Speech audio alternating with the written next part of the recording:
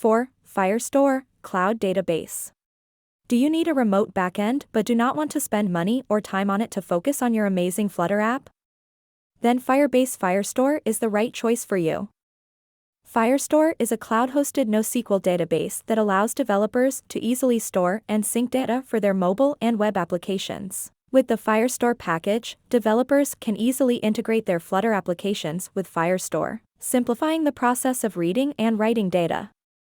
Firestore is free of charge up to a certain usage, which is quite high. 5. RiverPod, State Management. RiverPod is a state management package that provides a simple and flexible way to manage the state of your Flutter application. With RiverPod, developers can easily share data between widgets without having to worry about boilerplate code.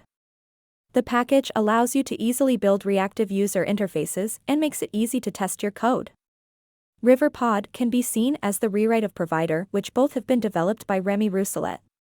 In contrast to Provider, RiverPod catches all programming errors at compile time and removes nesting, which can be annoying in large projects.